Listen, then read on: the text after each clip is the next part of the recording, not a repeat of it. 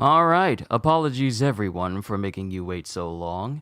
I had to take care of Kenzo, plus I just beat the Reaper in Persona 5 Strikers, so it's been a bit of a busy morning, along with, other things that I've been doing this morning as well. Took a shower, so pardon my hair. It's gonna look a little bit skoogly, just a little bit. That's what my dad says, a little bit skoogly.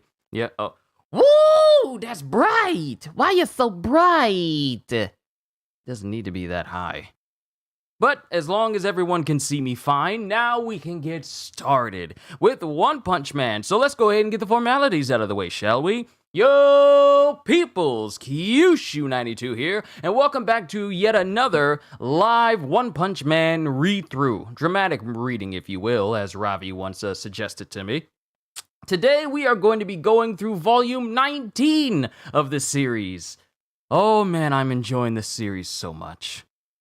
Eventually, I have 4 more volumes left to actively go through. And don't mind the shirt. I know it looks wrinkled. I literally dug this up from deep in my closet because I'm doing a lot of cleaning. I did a lot of cleaning. I got a lot of clothes that can go to Goodwill. And I found this shirt that I have not worn in several years. So I just thought I'd wear my classic Nintendo gamer shirt that I used to have because I haven't worn it in so long. But time to continue on with One Punch Man. I have 4 more volumes, and then I'm completely done with all physical volumes of One Punch Man, and then I can go on a massive binge and go through every single chapter of One Punch Man until I catch up, like I'm going to do with Jujutsu Kaisen tomorrow. I'm going to be going through chapters 153 to 196, so that's probably going to be roughly about 40 or so chapters. 40 or so chapters of Jujutsu Kaisen tomorrow. It's going to be early, so I'm looking forward to that. But let's go ahead and get started with today's chapter. Good to see everyone. Ravi, good to see you, Ogata-san. Good to see, hey, everyone. Volume 19, All My Cabbage. My cabbages! Reminds me of Avatar in a way. But a single man arose to face the evil threatening humankind. His name was Saitama. He became a hero for fun. With one punch, he has resolved every crisis so far, but no one believes he could be so extraordinarily strong. Together with his pupil Genos, Class S, Saitama has been active as a hero and risen from Class C to Class B.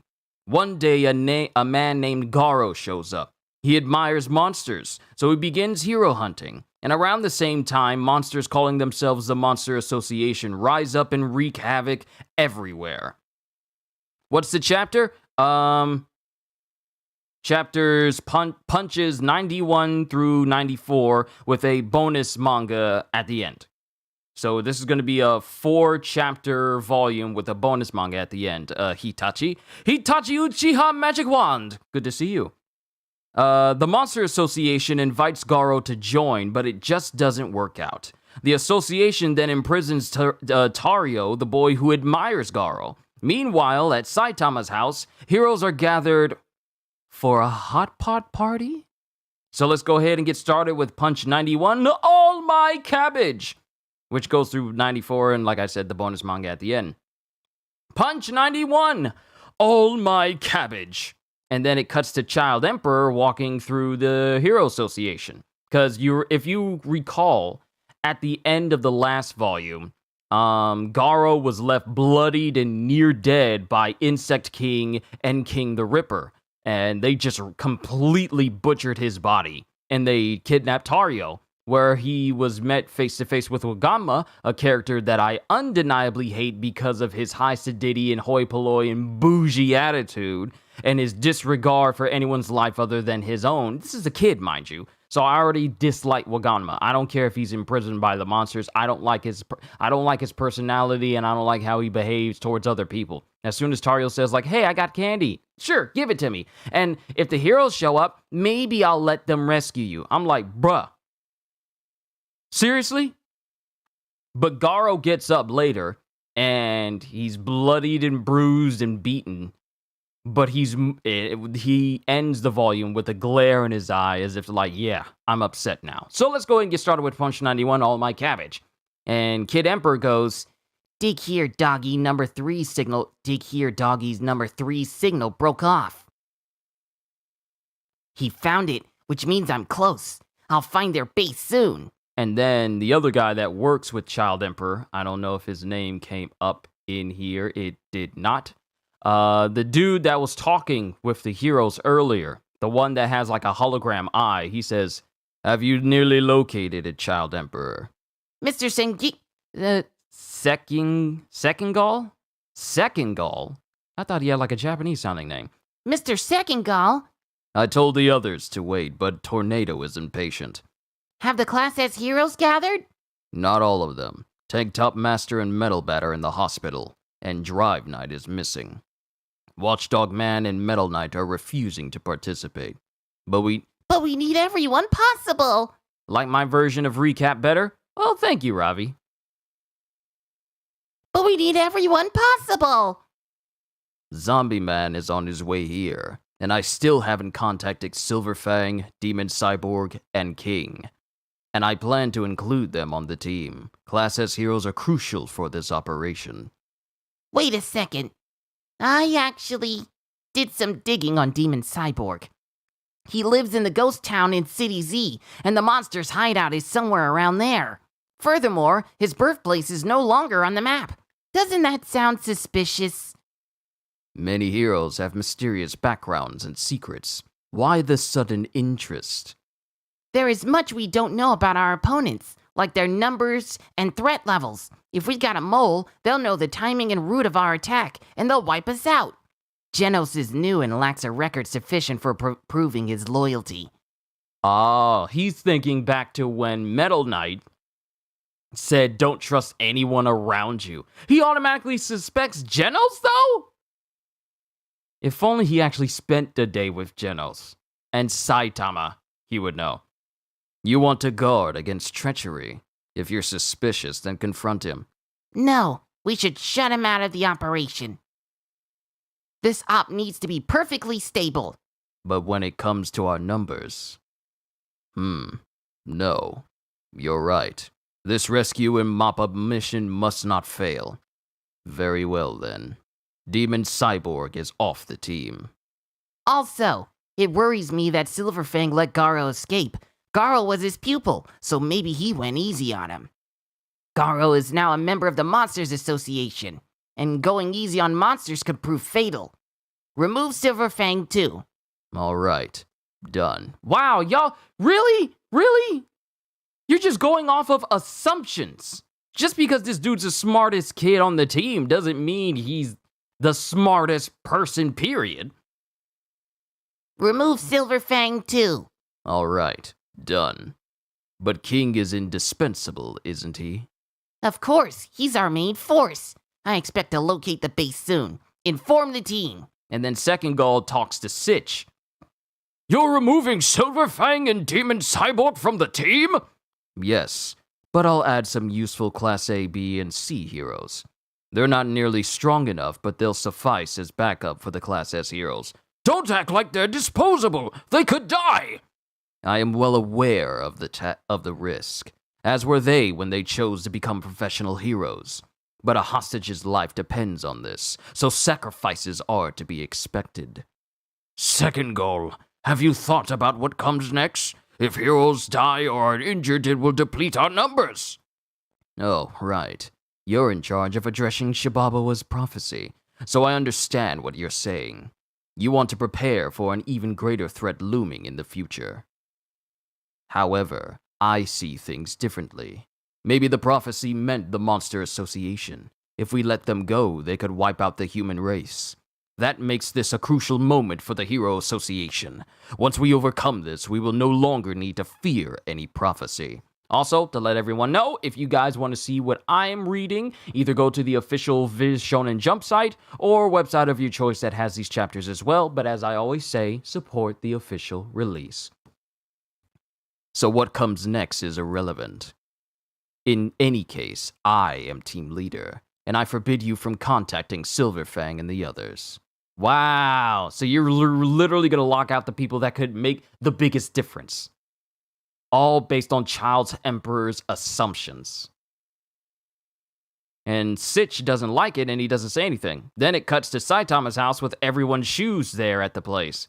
Everyone's shoes is just chilling over at Saitama's place. And everyone is sitting around the hot pot as it's just bubbling, and it looks so good. The food looks so good. The food looks good. I'm hungry! But we have Blizzard, Bomb, King, Saitama, Fang, Dr. Kusuno, and Genos all sitting around the hot pot. And everyone is just waiting. Such a great panel with the hot pot. It is Ogata-san. It really is. I'm hungry. And then Saitama begins, and then Saitama thinks, it's ready. And then he starts to dip his chopsticks towards it, and then he finds that everyone else has started to dip their chopsticks towards it as well. And everyone, before anyone can even move, assaults the hot pot instantly, causing food to fly up in the air. And Saitama's all like, ah! And then Blizzard, noticing the meat everywhere, Saitama should be one of the sacrificial heroes. But Blizzard notices a piece of meat in the air, and using her psionic powers, she tries to grab it, but then Genos grabs it and goes, why do you need Master's meat, hellish Blizzard? And Blizzard goes, Demon Cyborg, are you satisfied being his sidekick? And then as all this argument is going on right now, Fang goes, stop that! A hot pot is about sharing and harmony. And then Bomb is in the background going, hey, don't take all the tofu. And then Saitama goes, hold up. Something's bothering me. Why are all of you mooching off me? I even used all my cabbage. Go home already. This is the same dude. That was very quick to tell Dr. Kusuno, yeah, you can go ahead and leave. Before Dr. Kusuno gave him some free, pristine meat that he could use for his hot pot. This is the same dude that ordered food because he saw that Blizzard was in the restaurant with him and dined and dashed so she could fit the bill. This is the same dude that didn't even want Genos as a pupil until Genos said, yeah, I can pay you in order to live here, and I can do all this stuff for you to teach me. But he's the one saying that everyone else is mooching off him? You also sacrificed your sensibility when you got all this power, young Saitama. Why are all of you mooching off me? I even used all my cabbage. Go home already. And then Blizzard goes, that's right, go home, it's cramped in here. That includes you. Do Silverfang and this senior citizen even have the right to be here? If you want to join the Blizzard Bunch, then you must prove your value. Huh? Blizzard Bunch? And then Genos is upset and he just simply goes, I am going to annihilate her. No, Genos, don't break anything! And then Dr. Kusuno goes, calm down, Genos, this isn't like you. Yes, Dr. Kusuno. But I'm happy to see this new side of you. You can forget about fighting, share a hot pot, and speak openly, here with your new friends. Doctor, this she-devil is not my friend. And then she goes, didn't he save over King's game data a few arcs ago? Yes, exactly. Saitama is synonymous with mooching. But he's oblivious to the fact because his human emotions are pretty much deadened up. It's ironic hearing him say that everyone's mooching off him when he's been doing it this entire series to everyone else. He just doesn't realize it yet. It's funny how that works out, isn't it? Doctor, the she-devil is not my friend. That's rude. Oh, but isn't she your coworker? Yes, but that is a completely different matter. Oh. He has never disagreed with me so adamantly, which is yet another new side of him. Your name is Kusuno, right? You must have incredible skills to make Demon Cyborg's weaponry. I could employ you in the Blizzard Bunch's weapons development department. Listen, you. Stop being rude to Dr. Kusuno, or I will incinerate you. No, it's quite all right. Saitama, tell me, oh, and then it cuts to Fang as he goes, Saitama, tell me your philosophy for training pupils. Huh? Philosophy? Don't got one. Aw, man, meat flew everywhere. Where did I go wrong? My dojo prioritized supremacy of skill. Was that wrong? Depends on the reason. And then, Genos goes, bang. Do not engage Master Saitama in lengthy conversations while he is eating. And then it cuts to Bang going, Bomb, stop hogging the cabbage and give some... Oh, this is Genos going, Bomb, stop hogging the cabbage and give some to Master. And then it cuts to Blizzard going, Kusuno, pass the tea. Do not give orders to the doctor. Like, Genos is just, like, being pulled back and forth to he's being pulled back and forth between Saitama and Dr. Kusuno. Kusuno, will you bring me meat next time? Do not make impudent requests to... Gah! Sorry, Master. You should rest, Genos. But it's hard to relax with so many people here. After dinner, you guys should leave. You too, King. Huh? He's lying down. You can't sleep here. Hey, he's dead! And then it shows that King has been completely knocked out from the assault of the food. And that's the end of Punch 91. Punch 92, Because I'm a Monster. And on this page that has Punch 92, it shows King completely knocked out with sauce and all sorts of the hot pot broth all over his face, with bits of food over his face as he's completely knocked out. And then it cuts to nighttime, and it cuts to Garo, who is up, making his way through a tunnel to make his way back to the Monsters Association. And Gyoro notices, an intruder in passage A8. It isn't mechanical, it's a living creature. Is it a monster seeking to join us, or reconnaissance from the Heroes Association? Sending a lone hero would be too foolhardy. But the big battle approaches, so I must be careful. And since I have detected the intruder's location with my extrasensory perception... Listen up, you nocturnal minions. I want you to go greet a new arrival. If it's a monster, bring it here. Happy birthday? Whose birthday? My birthday isn't until March. And my birthday's already passed. But whose birthday is it? Is it yours, Joshua? It ain't mine.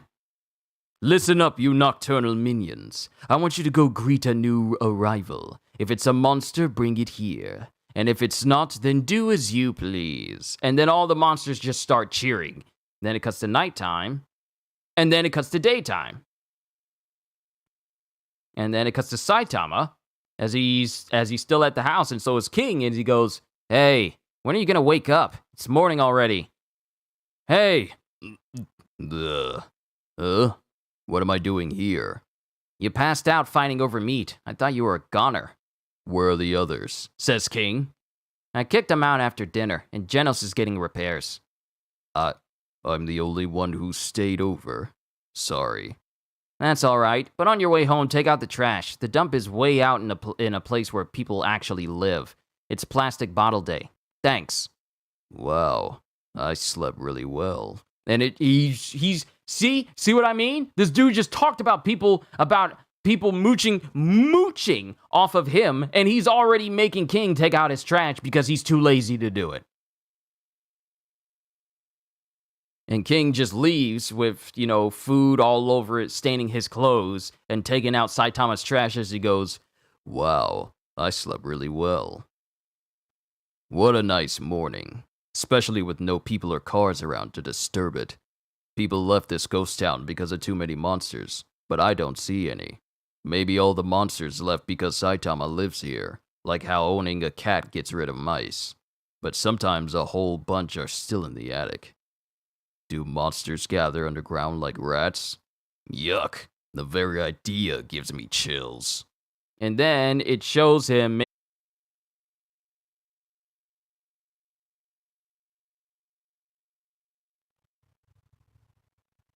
It dropped frames. My apologies, everyone. Let me find out where I was. Let me find out where I was.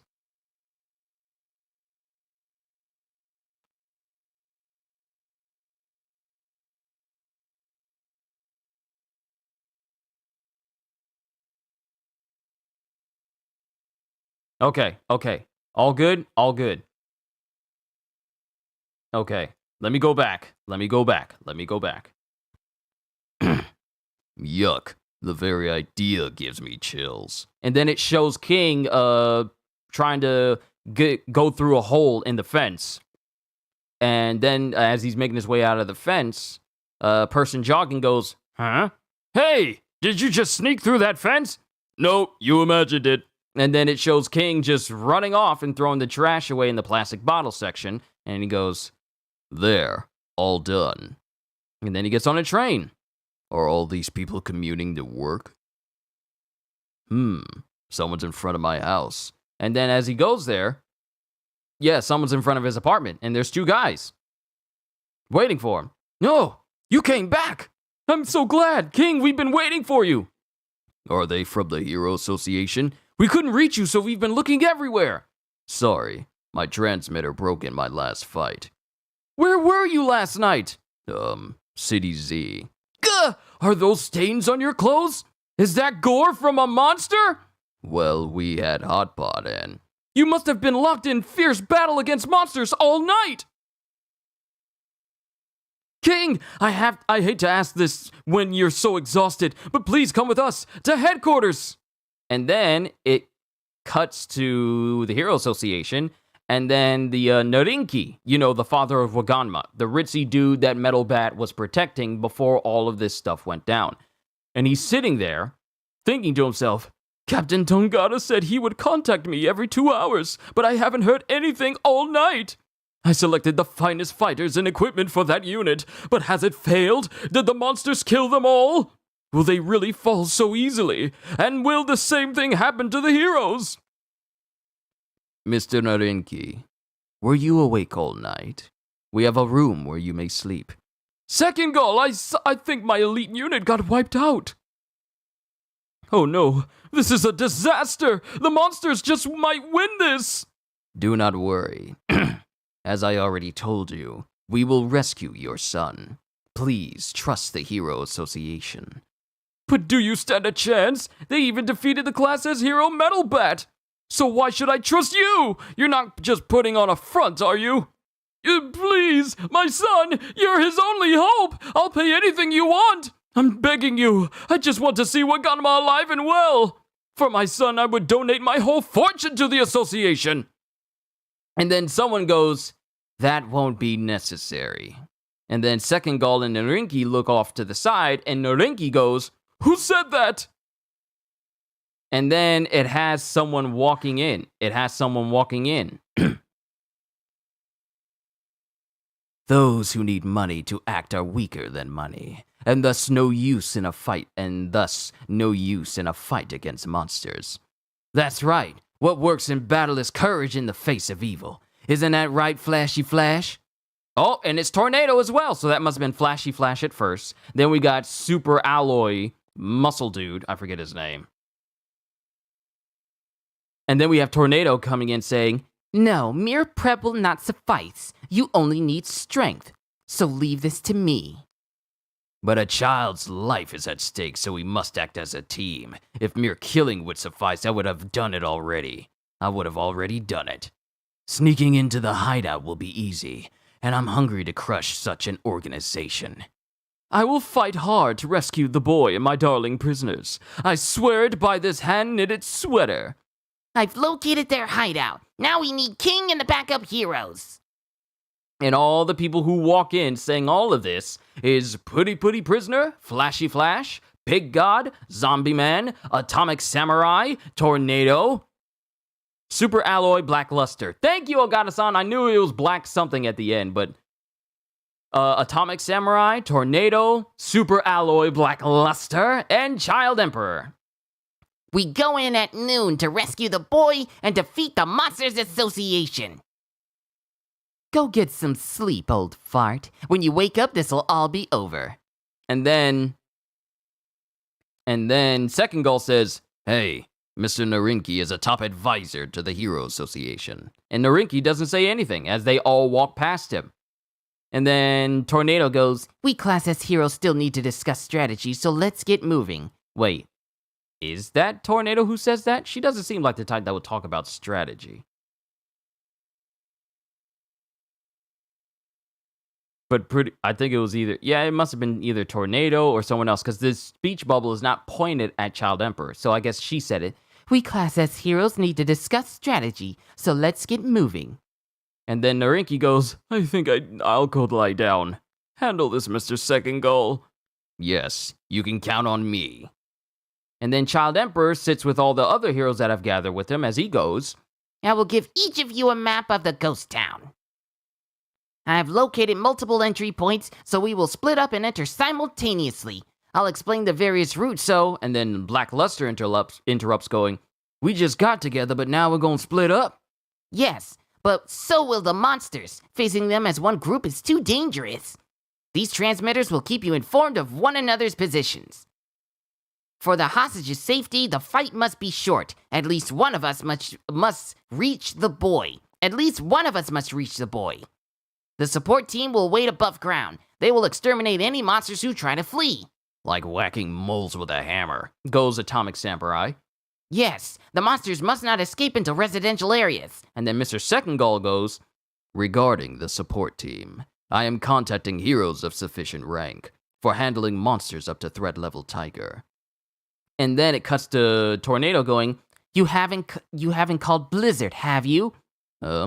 Yes, of course I have. Ms. Blizzard is a capable fighter. She's on her way as we speak. I forbid it. Do not expose my little sister to danger. She mustn't fight the Monsters Association. I will be enough. Understand? But what is your answer? And then there's just silence. Very well. I'll tell her to stand down. And then it cuts to the Monsters Association prison area where Tareo is, dozing off with Waganma off to the side. And then it cuts to King the Ripper. Good morning. Have you been a good boy? And this scares Tareo. Tareo, you can come out. We're going. Huh? How come only he gets to go free? No fair! Let me out of here! Free? No. We're going to my room so we can play. Well, you heard him. Go get going. No way! I don't wanna! Help! Heroes! Hurry! Help me! And then it cuts to King the Ripper going, I hate to tell you, but the heroes only care about that kid. No one even knows about you, so no heroes are coming to your rescue. And then it cuts to the tunnel, and it cuts to some monsters going, The monsters who went to confront the intruder never came back. You think maybe a hero defeated him? The main fight hasn't started yet, and Gyoro says the intruder is alone, so I doubt the HA is involved. And they walk up to a pool of blood, and multiple monsters just completely eviscerated in this tunnel. I know who did it. You know who did it, but they don't. What a mess. This is too violent for a human. Maybe it was maybe it was a monster. Yeah, could be a ferocious one like Ripper. A lot of monsters actually hate us. But we can't allow a disturbance before the big fight. Either way, we do what Gyoro says. We find the intruder and handle it. Where is Ripper anyway? We could use a guy with serious bloodlust. He's probably with that boy. He can't wait to start killing. And then it cuts to someone screaming, they should rescue the wrong kid. Yes, they should rescue the wrong kid. Oh wow, they actually did upgrade a lot of things for PlayStation. PlayStation had a big update, and it changed the way a lot of things look and function on the PlayStation, at least on my PlayStation 5. And plus, I'm still playing games on there. Also, Warframe's Spartan Frame is supposed to be dropping today, so I'm definitely going to check that out. He's probably with that boy. He can't wait to start killing. And then it cuts to someone screaming, Stop!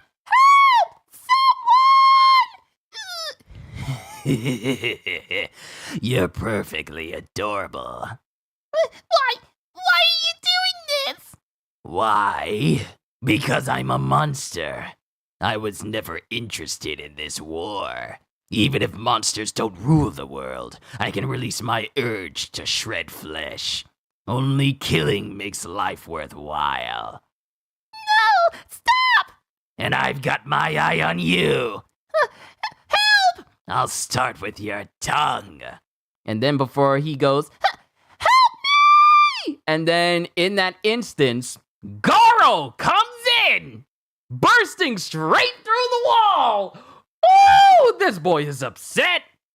And King the Ripper swings around and tries to swing at Garo, and he goes, It's you! and before King the Ripper can do anything or even hit him, Garo grabs his blade with his bare hand. Mind you, he's grabbing the sharp edge, not the blunt side. He's grabbing the blade edge of it with a full grip, causing blood to shoot out of his hand, but he snaps the blade off. And in the same motion, he completely... Oh! Oh! Oh my goodness!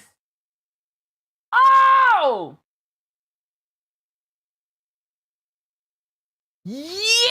Yo! Yo, Garo! In that same instance, he punches King the Ripper's head completely off. In a beautifully drawn double spread panel. Oh, that's so good. That's so good. That's so good.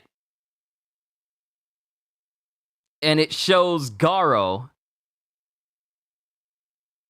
It shows Garo speechless. And then it shows King the Ripper looking on, his head still flying as he looks on. And then all of a sudden, his head gets split apart in multiple different sections, and then it shows like one full drawn panel of Garo's hand in this shape as he completely uses Fist of Flowing Rock to completely slice King the Ripper's head into pieces. And he does that not only to the head of King the Ripper, but he does that to his entire body. In another double spread panel, with one smooth motion, Garo completely dismembers King the Ripper into tiny pieces all over his body. And then it cuts to Tareo as he screams, Oh, dude! and then it cuts to Garo as he goes, Let's go, you snotty brat. and then it just shows Garo standing in this blood-filled room as it shows King the Ripper's body just parts everywhere, and the hole he made to get in there. And then it shows Garo as blood is dripping from his side. He's up, but that doesn't mean his wounds have healed. He's still hurting, and he isn't saying anything. And then he rips off pieces of King the Ripper's clothes in order to make like a tunic for himself. And then he rips it apart and he goes, "What's inside the bandages? Ugh, it's disgusting." Then he pretty much bandages up his side that's bleeding right now. And he kicks open the cell door. He goes, "Next time you get caught, you're toast." And then Tareo goes, How are you able to find me? and then it shows Garo. I was about to call him Gario. It shows Garo looking with like a slightly dazed look in his eyes, going, "I'm a monster." And then it cuts to a monster going, Hey, that's a human. It must be the intruder! This is our chance to score points with Garo! Kill him! Huh? But I think that's the hero hunt. and before they can even realize who that is, Garo kills them immediately. And he's coughing because he's still hurting. Tch, what a bunch of cream puffs. And then it shows Garo taking up one of the arms of these monsters, and he starts eating it. What are you eating? You'll get a tummy ache, old dude! I need flesh. Any flesh. And I don't care how it looks. I got my revenge, so I'm out of here. You can come, but no talking.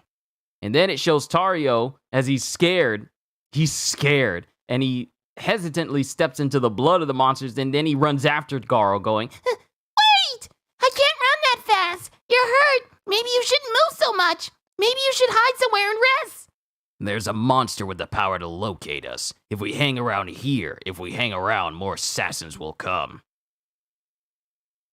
But they're busy, so they can't come in great numbers. We'll beat a retreat and kill anyone along the way. But there's another hostage, and he's about my age. What do I care? You gotta help him! Listen, I think you've got the wrong idea. I didn't come to help you. And then it shows him going, what? It shows him before he says anything, as there's a giant drooling monster behind Tareo. What the heck is that? And then Tareo tries to turn around, and then Garo goes, you idiot, don't turn around. Slowly walk towards me. Got it? Slowly. Nice and slow. And it shows it's a big multi-eyed monster that's just drooling at the mouth in this hallway directly behind Tareo. And that is the end of Punch 92. Onwards to Punch 93, Pochi. And it shows the same monster drooling behind Tareo as Tareo is scared out of his mind. And then it cuts to Garo thinking, my heart is racing and my skin is tingling. That's a warning sign. This thing must be tough. I definitely shouldn't fight it, but... And then he starts walking in front of Tareo, slightly shaking just a little bit. Oh, dude? Shh! Quiet, or you'll agitate it. Go, but don't run. Nice and slow so you don't provoke it. Good. It isn't following. If we don't appear hostile, we'll be fine. I think we can get away. At this distance, we should be safe. And then a monster pokes his head around the corner, and then Tareo screams out, they found us! They found us! And then the same monster that was looking, these are the same monsters that was looking in the tunnel that Garo pretty much eviscerated all the other monsters in. And it tries to swipe at Tareo, who gets yanked back by Garo. These people and their quick reflexes. Oh, I would so love to have a One Punch Man RPG game where I could just play these characters. It would be awesome. I'm sorry. I'm just really hung up on good video games made from animes. I would so much love to have a One Punch Man game. But he gets grabbed out of the way from the wolf-like monster, and then Garo ducks out of the way of this head drill-like monster. And then he shoves away Tareo as he grabs this one monster and proceeds to grab it by the head. Then he gets hit by boiling water. Ugh, boiling water. And it shows that there's another monster with a head like a shower head for a head. It's literally a shower monster. It's a humanoid shower monster. It has a shower head for a head and a dial on its chest to change out the water. But Garo jumps away from this boiling water as it turns the dial on its chest to turn the water off. Tuh. Oh, the intruder is you. I guess you decided to join the humans. I don't know why Goro is interested in you, but you should have joined us, hero. No, this is the showerhead. This is showerhead. Let me get them better voices. I don't know why Goro is interested in you, but you should have joined us, Hero Hunter. This'll be the perfect warm-up before we face the Hero Association. Threat level demon Showerhead and threat level demon Super Mouse. Wow, I thought it was a wolf. That's a giant mouse. Dang. You've stepped in it now, chump. Threat level demon Unihorn, which is this multi-eyed horn type monster. So now you gotta die. And then Unihorn tries to hit Garo in like a somersault fashion, and he dodges out of the way. I've got the world's hardest horn. It's unbreakable. I can transform the water in my body into other substances and spray it. What would you like next? An adhesive solution, sulfuric acid. I'll shower in you any liquid you want. I'll shower you in any liquid you want. And then Super Mouse goes, I'm a lab mouse who survived numerous cruel experiments, giving me super intelligence and mega muscles. I also regenerate like nobody's business. My wounds heal fast, so you can't damage me. And then it shows Unicorn still somersaulting towards Garo, as Garo stands his ground and proceeds to sidestep it and kick Unicorn directly into a wall.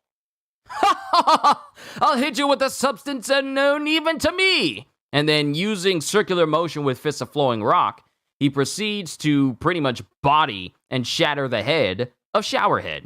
Then it cuts to Super Mouse as he prepares to punch him, and Garo smiles as he catches Super Mouse's fists, and in one smooth motion, not only stops it, but also dislocates it and cuts it apart with, like, the same type motion that Bomb fights in. Beast Team, what's going on? We are on chapter Punch 93 of volume 19 of One Punch Man. That is where we are right now, as Garo is facing off against the monsters who are trying to find out where he was in the tunnel. They're facing him right now, and Garo's just mopping the floor with a lot of them. But yeah, he uses the same type of fighting style that Bomb uses on Super Mouse and completely dislocates, stops, and dismembers his arm in one smooth motion. And then in one big panel, it shows Garo standing in front of Tareo as Tareo just watching on, as we see Super Mouse's arm just explode from the recoil. Not just his arm, but his whole body and the rest of his leg as well. Wow, Garo did a lot of damage. And then Super Mouse just goes, Gah! And then Showerhead goes, that guy's tough. Wow. Oh, dude, you're getting even stronger. And then it shows Super Mouse regenerating his arm back into place. And this kind of surprises Garo a little bit. And then it cuts to Showerhead going, you're as tough as you claim to be. Yeah, I'm used to fighting multiple opponents. But we're all threat level demon. That doesn't matter. Ridiculous classifications just control you. But Garo assigned us our threat levels. He has the ability to gauge monster strength, so we're definitely kick butt. Huh. Then I must be level dragon. And it shows Garo glaring at them. And then Super Mouse goes, nah, you can't be all that. Dragon is for Monster Association leaders. You ain't nothing compared to them. Besides, do you think you've won? Don't be naive. And then it shows Unicorn, I guess, narrowing his body into that of like a singular horn. And he goes, thanks for buying me time while I transform. This is my killingest form. Love my unique monster voices? Well, thank you, Abir. This is my killingest form. So let's do that one move. You got it. One shish kebab coming up. And then with all of his strength, Super Mouse throws Unicorn, and then Showerhead sprays Unicorn in order to increase its speed. Jet water flow! And he uses his water to give Unicorn more momentum. Triple demon high speed shish kebab! And then, as it's coming towards Garo, he's reminded of the motions of fighting that Stinger uses with his drill. And he just glares at it and goes, to my eyes, it was barely moving. And he just, with one smooth motion, he completely redirects Unicorn to go in the opposite direction. And he goes, that was no big deal. And then there's a ka-thump sound and a massive roar from the background. I just realized what hallway they're fighting in. When Garo pulled Tareo backwards in order to keep Super Mouse from killing him, they went back into the hallway that giant monster that Garo said was definitely tough and strong and that we shouldn't provoke it is in. And the direction that Garo just sent Unicorn at high speed nonchalantly in the opposite direction of where that monster is, that's that same hallway. And that kathop sound was the sound of Unicorn hitting that monster, because it lets out a massive roar that gets everyone's attention, including Garo's, whose eyes are open really wide.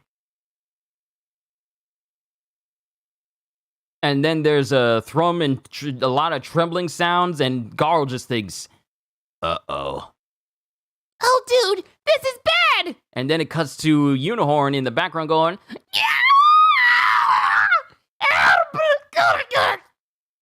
and then there's silence. And then something gets tossed out of the darkness of the hallway. And it is the head, the massively dismembered head of Unicorn that has been bitten off in numerous places. And then Garo looks at him going, I thought he had the world's hardest horn. And both Super Mouse and Showerhead just look on in complete silence. And then Super Mouse starts sweating and he goes, Pochi. Oh no, you ticked off a leader. Huh? A leader?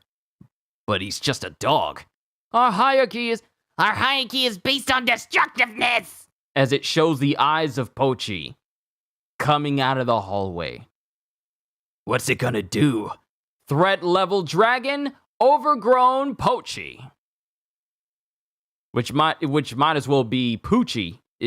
But it's missing an extra O. But it opens up its mouth and it lets out like a massive blast from its mouth. And this shocks literally everyone as Garo grabs Tareo and goes, whoa, what the? And he immediately starts taking off as the blast completely envelops the entire hallway. Full throttle nozzle! I can block it with maximum water pressure! And then it shows Showerhead trying to spray the blast and keep it back, while Supermouth goes, my regeneration can handle it too! Ah! And then it shows the blast completely envelop the both of them. Because it completely kills Showerhead. While Supermouse is saying my regeneration can handle it, it shows Showerhead's entire body completely dismantling inside of this blast. And then after Supermouse says my regeneration can handle it, it shows his body being engulfed in it as well. Imagine literally any time Goku uses the Kame blast on any villain for the last time in their fight that completely kills them. That's what their bodies are doing. Their body is just completely evaporating in this blast when it hits them. And it shows Garo speeding off like 999 Cyborg. You know that one image where it shows him running away from a nuke at high speeds? Garo is going full tilt, running away from this blast. And the blast is strong enough to cause earthquakes in City Z, which Saitama feels. Huh? An earthquake? Where's the epicenter? And then he turns on his TV, and then there's no reception. Huh? TV interference? The picture's all cruddy. Genos can fix it after his repairs. Or I'll ask Kusuno after I read this. Maybe I'll go on patrol. And then he just lays back down and continues reading his manga. And then it shows massive cracks happening within this hallway as Pochi is searching around for Garo. And one piece of rubble falls down, and using the same circular fighting style as Bomb, he cuts out a section of rubble for him and Tareo to get out. This is how strong their leaders are? And then he pushes off Tareo. This is threat level dragon.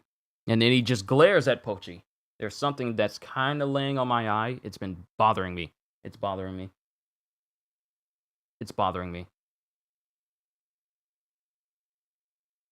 I think we're good now. This is threat level dragon. And it just shows a massive amounts of destruction that Pochi has left behind. And he just glares at him. Why are you standing there? I told you to scram. This is where we split up. But I'll never survive alone!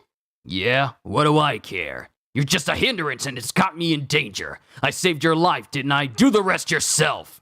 And then Tareo just starts sobbing and he starts crying as he runs away. And as he's running away, Pochi sees him. He doesn't see Garo, who's engulfed in the smoke. He zones in on Tareo. And Pochi immediately aims towards him. And then it goes to Garo as he goes, "Nuh-uh, keep your eyes on me." And he starts hitting the leg of Pochi. And Pochi just looks down at him. How'd you like that? Did it hurt? And then it just shows Pochi looking at Garo, point blank, opening his mouth and preparing to blast him again as Garo just looks wide-eyed like, "No, wait. It's too close." And it's apparently...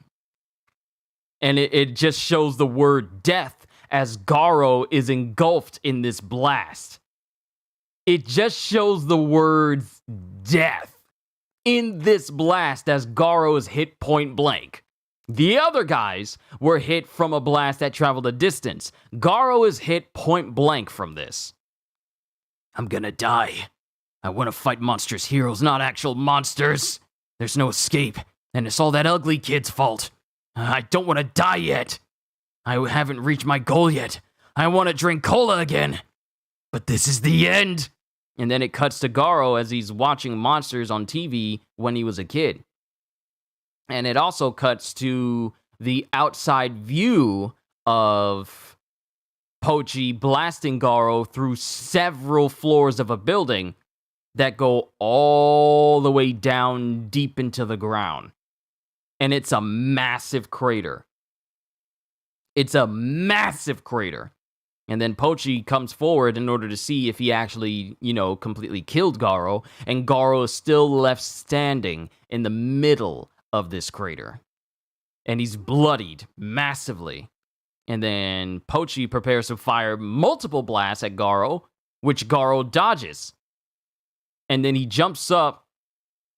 And then it shows Garo dodging these blasts as Pochi runs around this entire crater and starts blasting off in different directions in order to cover the entire area in blasts that Garo can't defend himself against. And the whole area just gets engulfed in explosion after explosion that it actually starts to cave in a ginormous portion of City Z City. All because of all this destruction that's going on right now. If this place wasn't a ghost town before, it's definitely getting demolished now. And then as the dust settles, it shows Pochi walking around searching for Garo. And Garo is left hanging on to a building above Pochi. And then Garo drops down as he goes, "Don't get cocky, you mangy mutt." And then it shows Garo in the eyes of Pochi as he comes down going, "Sit, doggy!" And he pretty much punches... He punches Pochi with enough force to make Pochi's head hit the ground and crater into it.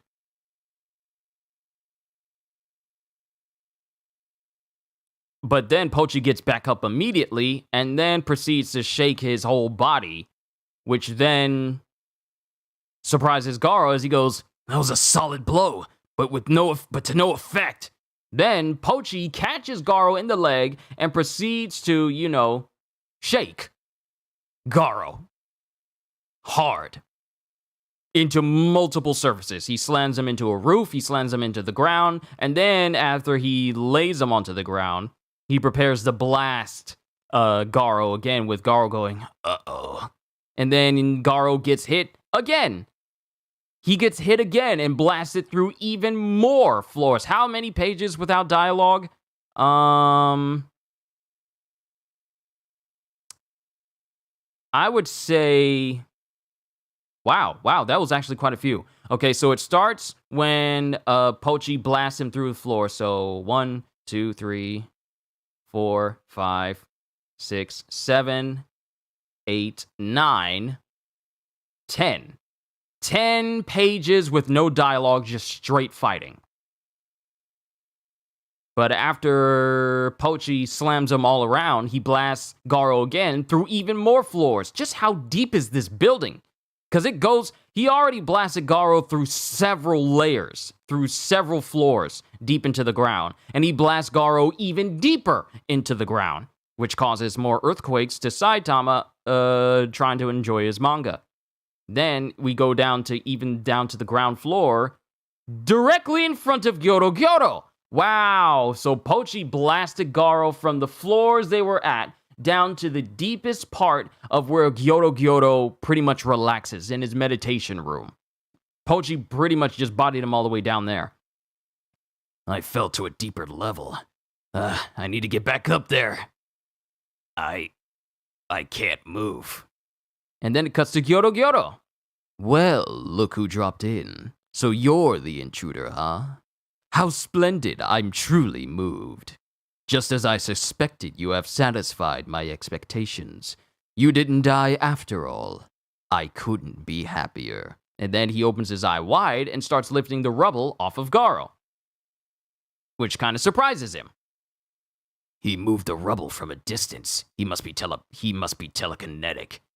Gyoro Gyoro, you sicked your lackeys on me, and that wasn't fun. And then, all of a sudden, he's hit with a force and he can't move his body. What just happened? I can't move. Don't bother resisting.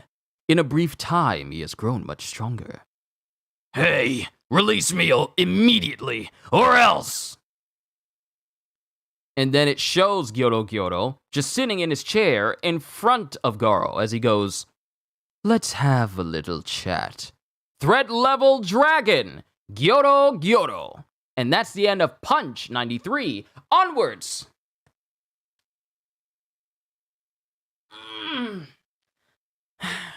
Always good to stretch every now and then. Onwards to the last big punch of this chapter and then the bonus manga, Punch 94, Manhole. And then it shows Saitama brushing his teeth, putting on his hero outfit, and going out on patrol. And then it cuts to Gyoro Gyoro as he says, "If Garo was a human, where would you rank him?" Oh, if Garo was a hero, where would I rank him? He would instantly be Class S. Instantly Class S. Instantly. I mean, with his strength alone, instant Class S. But it shows Saitama going out on patrol, and then Gyoro Gyoro says, "You are still only half a monster, so it's frightening that your body already has the strength to withstand Pochi's concentrated heat blasts, but it isn't nearly enough.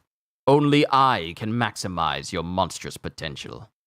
You train me? You're gonna teach me psychokinesis? No. Instead of psychical martial arts, I will teach you the secret of monsterization. I will accelerate your transformation. You must repeatedly overcome death as a human being through extreme challenges to body and soul. It sounds easy, but it is actually quite difficult and can result in death. Many who survive become mindless, mediocre brutes incapable of further progress. The key is subjugating you to hellish conditions perfectly suited to your level. You sound like you've done it a few times. Not a few. Countless times I have abused both human and monster. Monsterization itself became easy, but the changes never exceeded the subject's original talents. I hungered for a way to break the limits of growth. I tried monster cannibalism, blood transfusions, cell implementation, breeding, and the application of pain and stress. I amplified their anger and hate, and tried everything I could imagine. And then Garo just looks on as he continues talking. I learned that overcoming death brought advancement to a higher stage, and that each time resulted in exponential growth.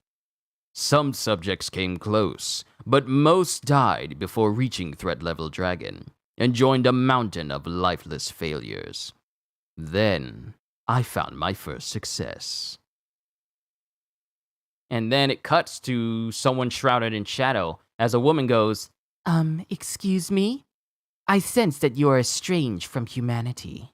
Even now, you hunger to rampage. That was the Monster King Orochi. Oh, we get like a full view of Orochi before he became as monstrally huge as he is right now. Wow, this dude looks like he's straight out of Dungeons and Dragons with a little mixture of John Carpenter body horror mixed in. And Monster King Orochi's just standing in front of this woman. And then Garo just looks on. But your potential is even greater, and surviving King the Ripper pushed you to new heights. Your monsterization is steadily progressing, and you grow incredibly strong. If you follow my training program, you may equal or even best Lord Orochi. So let's join hands. Become the strongest monster so we can drive heroes from this world. I will help you achieve your dreams. You a fan of The Thing, Kyushu? One thing I can say about John Carpenter's The Thing is that it is timeless, absolutely timeless. And even now, it holds up to such a degree that nothing nowadays, not even the little prequel that came out, could ever hope to match it. It's a pristine example of a well-written story, phenomenal characters, God-tier practical effects that to this day looked as if it was touched by God himself in terms of just how good they look. But it's also a great movie. Yes, I am a fan of The Thing. Also makes me very glad that we never got a game like that, because it would be very difficult for me to figure that game out. So let's join hands. Become the strongest monster so we can drive heroes from this world. I will help you achieve your dreams. I don't need your help. Just leave me alone. Forever. The moment my eye fell upon you, you lost all right to refuse.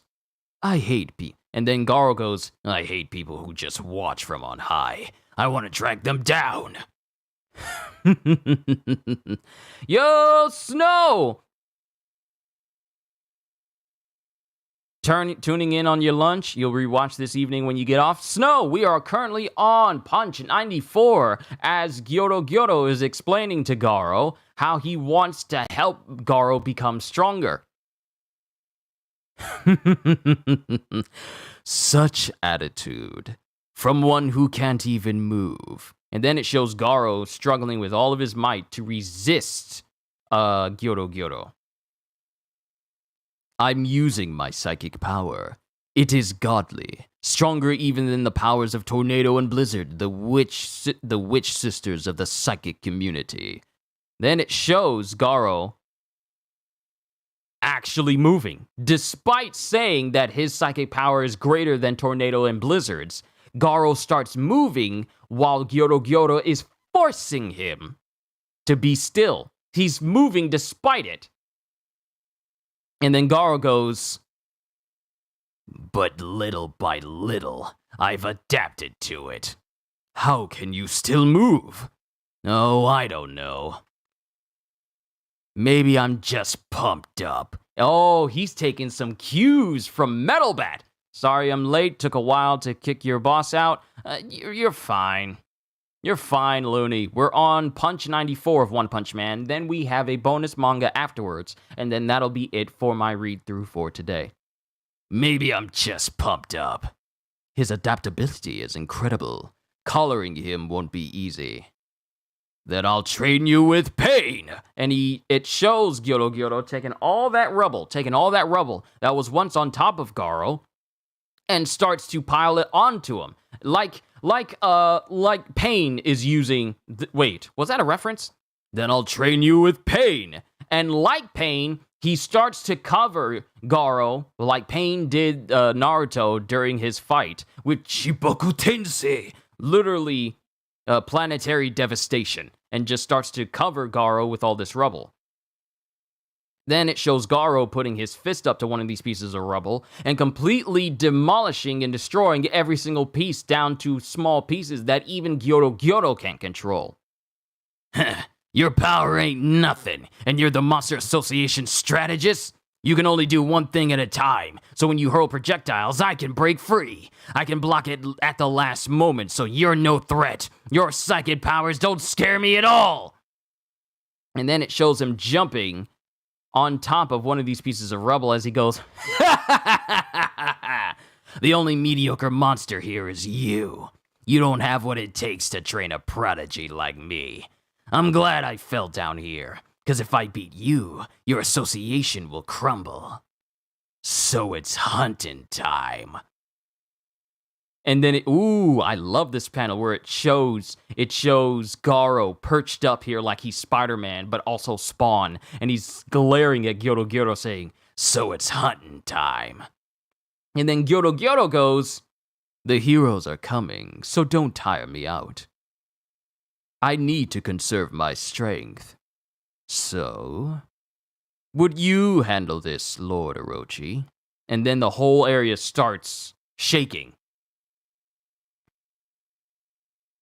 What? And then all of a sudden, spires just shoot up. Tentacles, spikes just shoot up from the ground and completely grab Garo. And it's not spikes. It's the hand. 1, 2, 3, 4, 5. It's the hand of Orochi that shoots up and grabs Garo immediately. You! Good luck. And then it shows Garo being squeezed with maximum force by Orochi, like being squeezed to death in his hands. Yeah. And blood is shooting out of his mouth. And then Gyoro Gyoro snaps his finger. He only has like 3 fingers, but he's able to still snap. And then Gyoro Gyoro looks up, and then gears start turning, and things start shifting around as it shifts to like a massive auditorium with Monster King Orochi holding Garo in his hands as a big, massive amphitheater shifts around underground. Oh, Lord Orochi, I have plans for him, so don't kill him. And then while Orochi is squeezing him tightly, he lets go and lets Garo fall to the ground. Oh, he'll probably get back up. Where did such persistence come from?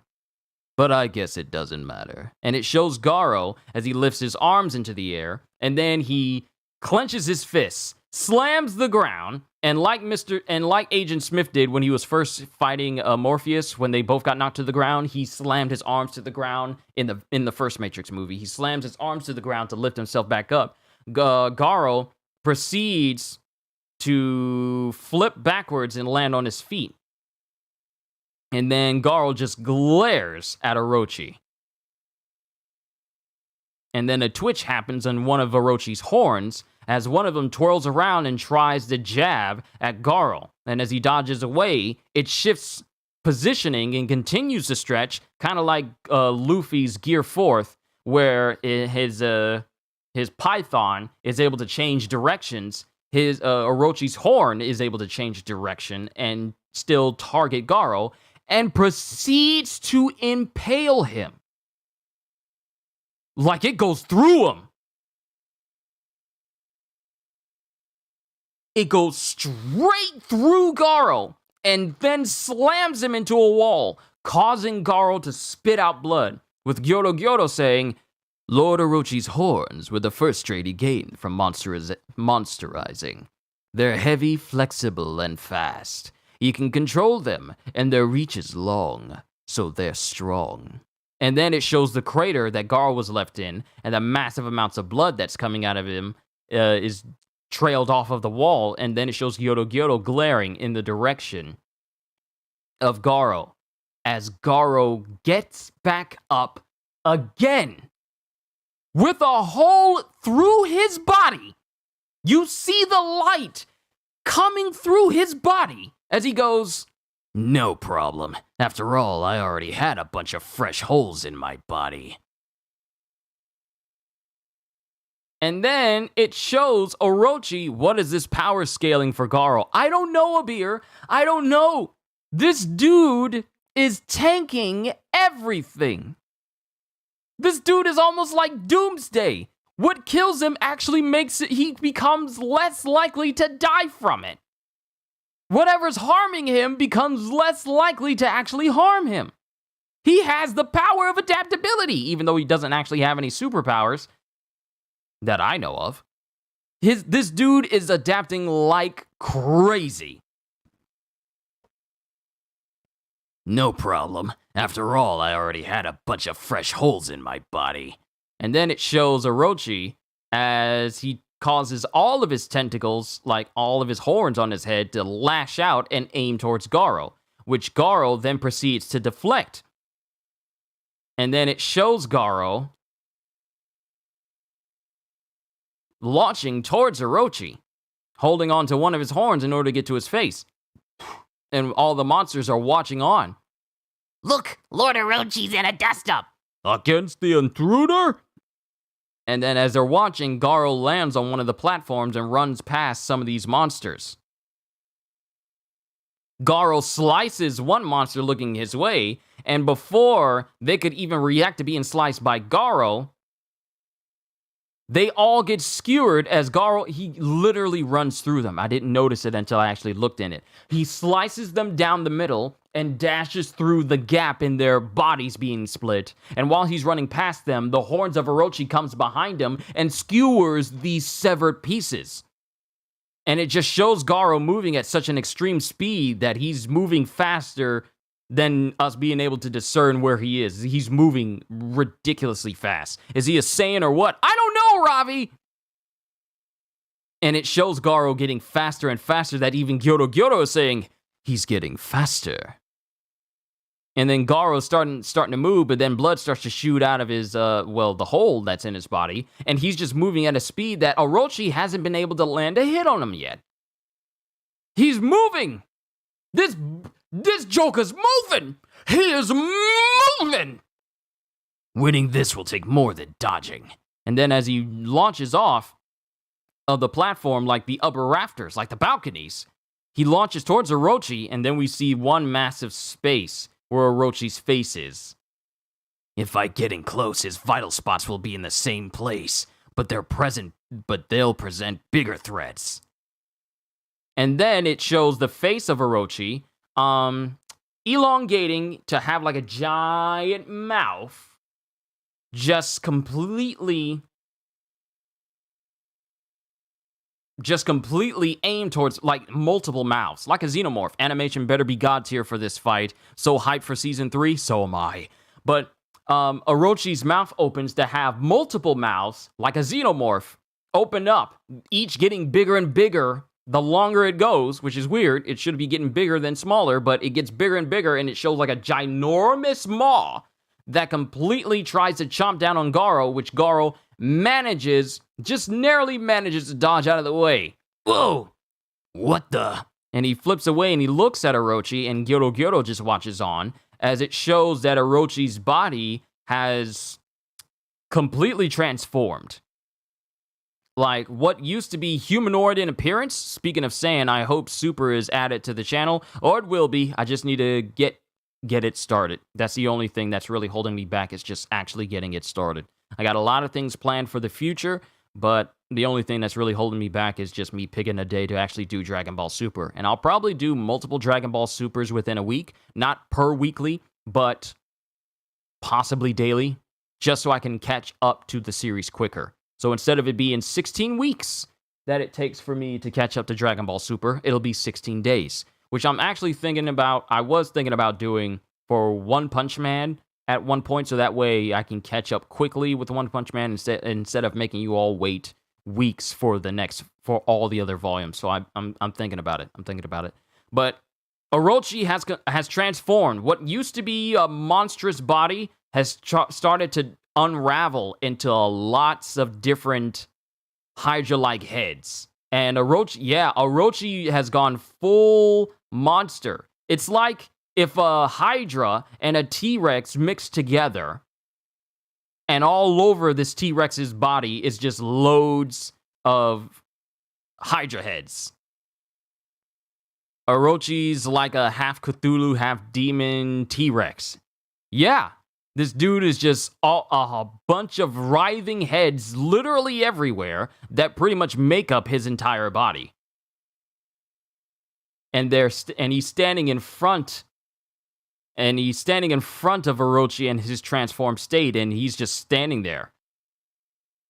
Garo's just standing there, and he's going, "Hey, first a dog monster, and now a worm boss?" And then light starts to appear in the mouths, the multiple mouths of Orochi, as it starts to build up power, like Godzilla building up his atomic blast. And then Garo dashes out of the way, going, "Uh-oh!" And then he's blasted by, yep, this is basically Godzilla. This is basically a Hydra, T-Rex, Godzilla hybrid. Monster King Orochi is basically just a giant kaiju shooting atomic blasts everywhere. And Garo gets blasted, and the whole area just erupts in fire. Gyoro covers himself in a telekinetic shield in order to protect himself, and Garo is in the midst of this, and he's standing his ground while getting blasted by all this fire. He easily withstands high temperatures. And this is Gyoro looking at all of this. And then Orochi is just erupting the entire area in napalm and fire. And it's not just regular fire too. There's like liquid that causes it to ignite fully as well. And then Orochi is just aiming haphazardly everywhere, not just where Garo is, but pretty much everywhere in the amphitheater. And multiple places get blasted.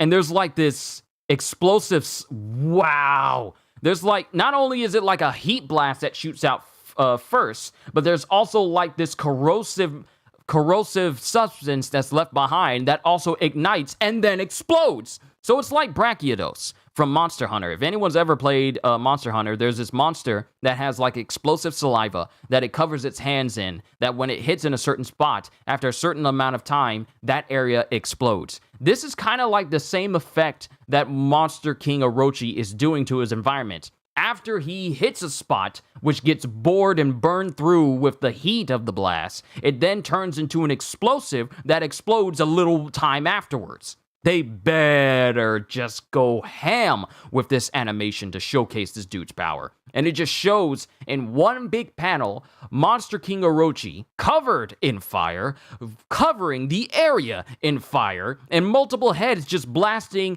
everywhere. This is an opponent worthy of Godzilla. Just the way he looks in this panel, just, it's like looking at a monster god. It's just destruction. If you ever want a reference, look at Shin Godzilla Atomic's breath, you know, if I die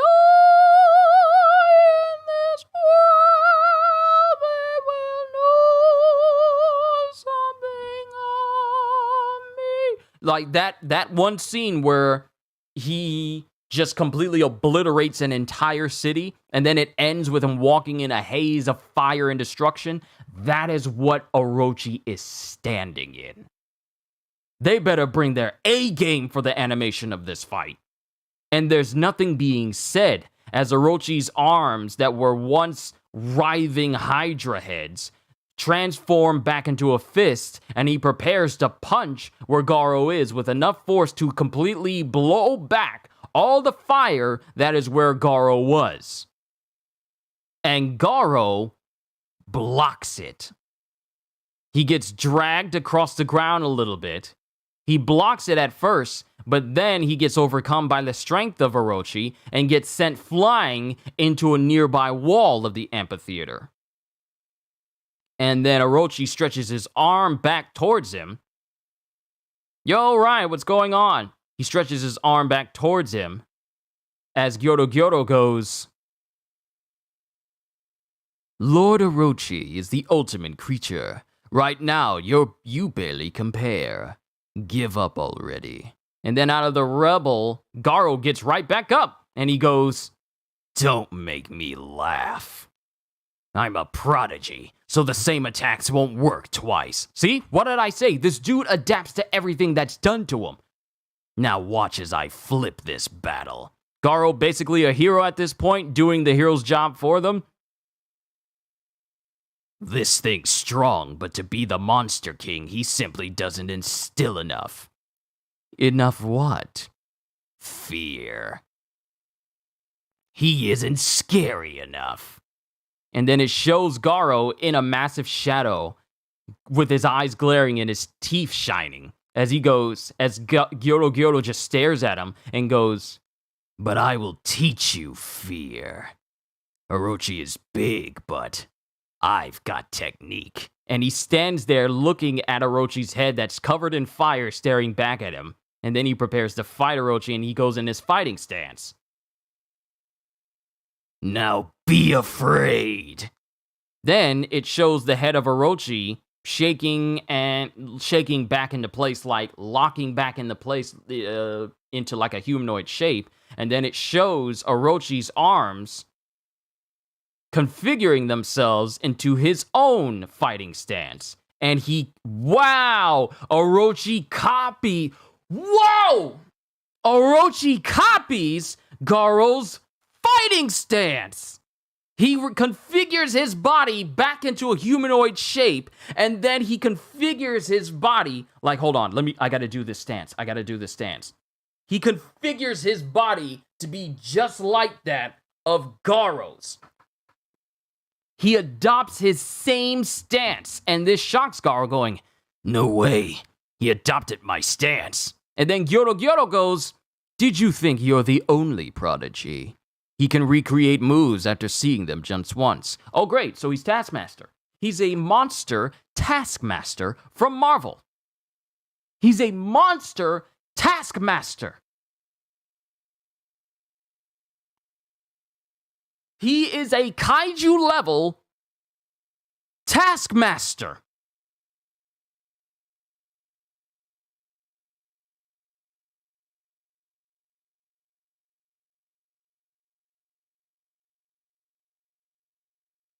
My heart is almost kind of racing a little bit because there's just so much cool things. Like I'm getting goosebumps over my arm because I'm enjoying the story so much, but Lord Jesus, he's a monster Taskmaster.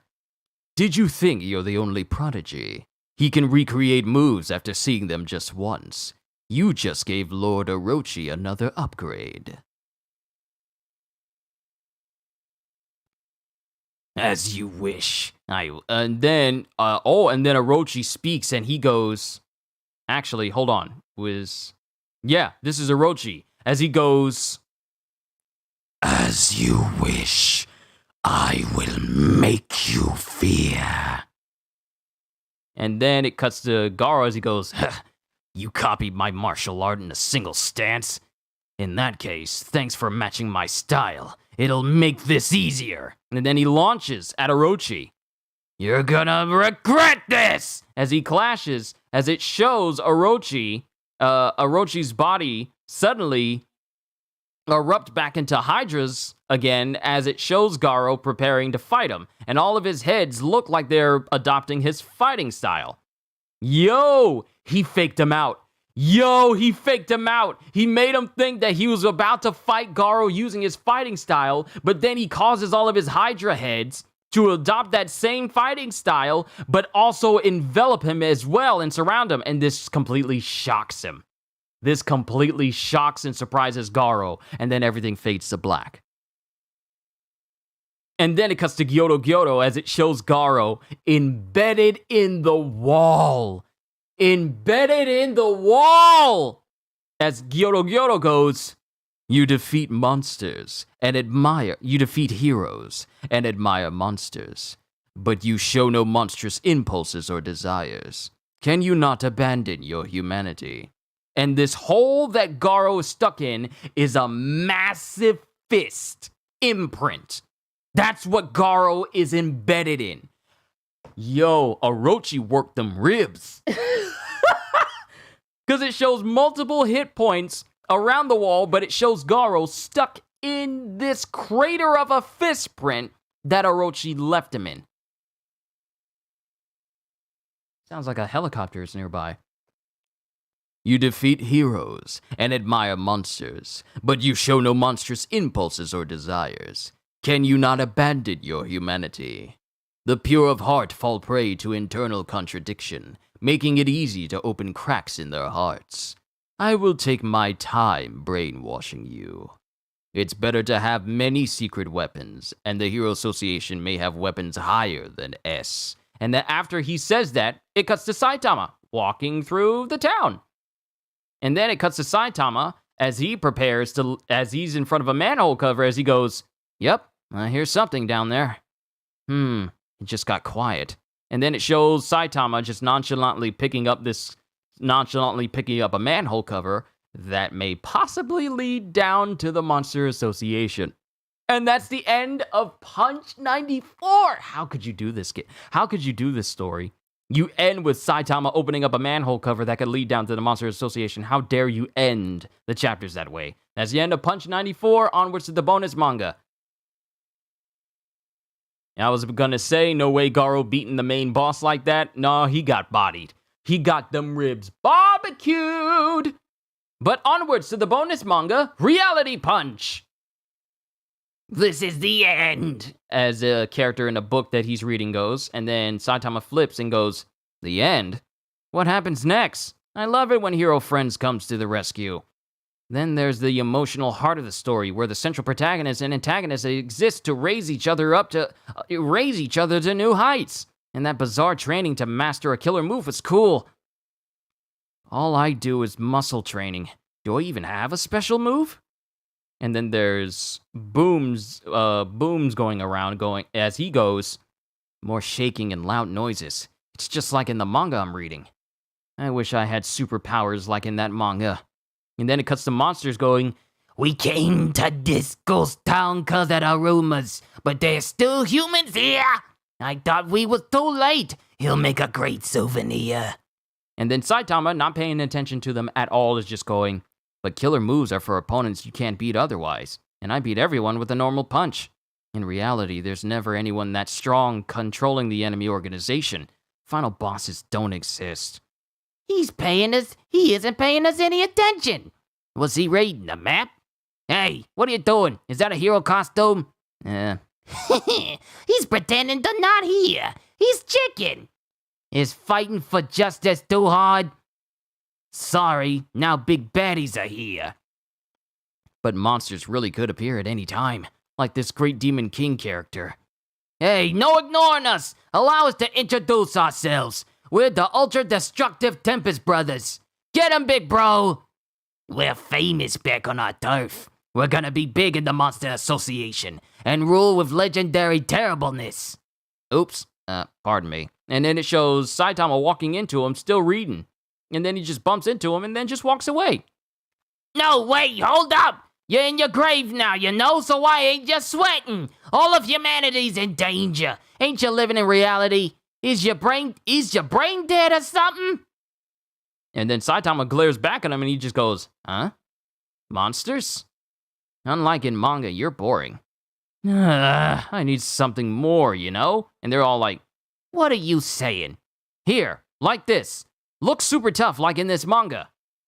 And then the person he points to in the manga is in fact a creature that looks exactly like that one creature in the manga. And he goes, "Eh?" And then Saitama punches him. He punches him and just goes, just to see if he's super tough, and he goes, I knew it." The other two went back to their turf. Volume 19, All My Cabbage, end. That's it, ladies and gentlemen.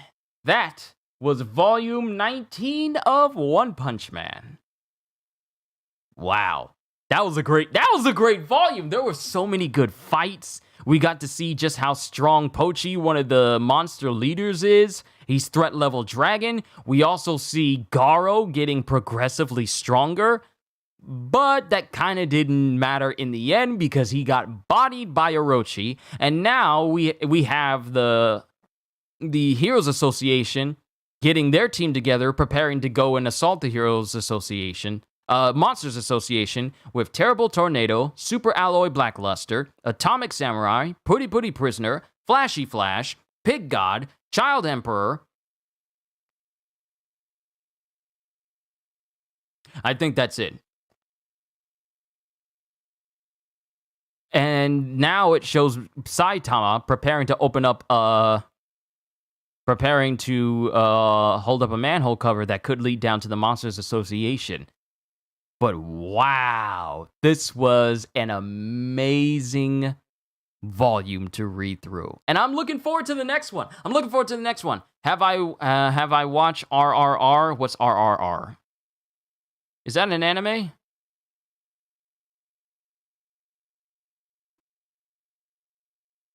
RRR. Is that an anime? And I'm just going blank on the name. I think I might be going blank on the name. But yeah, Beard, this was such a fun volume. It really was. So much fighting, so much progress, so much awesomeness. I cannot wait to see this get animated. It's going to be fantastic. But seriously, Ravi, what's RRR?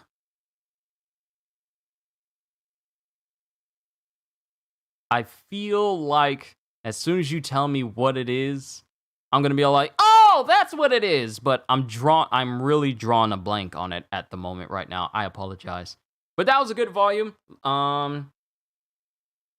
Just let me know in the comments, Ravi, because I want to go ahead and I don't want to keep you here any longer than I already have, and so that way I can check out some of these new updates from other things that have been that popped up recently. But fun volume. I enjoyed. Private number. Do not know you. Stay off of my phone. But this was a fun volume. I was glad I was able to read it for all of you. Wow, I had quite a few people watch and actually like this stream. That's fun. I appreciate it. I really do. I have there's such an immense joy and satisfaction of getting in front of you guys like this and just reading to you in this dramatic audiobook-like style with all my voices and everything. I just love it. It's fun for me. It's fun for me. I don't know about you guys, but it's fun for me. I enjoy every single second. But this was a fantastic reading of One Punch Man, and I can't wait to read the next one. I might start reading the One Punch Man volumes on a daily basis rather than do it weekly. I'm thinking about it. I haven't cemented on it. I might stick with the volume per week. I might stick with the volume per week until I fully catch up to One Punch Man. I'll continue as I have. For One Punch Man and Jujutsu Kaisen. When I said rank Garo, I meant rank him like class S, rank 1, or class rank. Okay, so there's,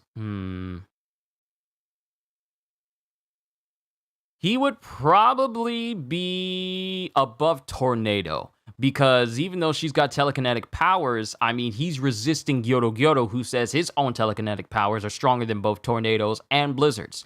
So I would rank him above Tornado. I forget I know Blast is number 1. I forget where King resides. Well, he's definitely above King. So he'd probably be 4 or maybe even 3. Top 3. Or maybe top 2. Yeah, top 2. Daily would be cool, but for right now, I'll stick to it as King number 1. For right now, I'll stick to what I've been doing for weekly for One Punch Man until I fully catch up. Daily, I'll probably do for Dragon Ball Super, so that way we can get through it quickly and catch up quickly.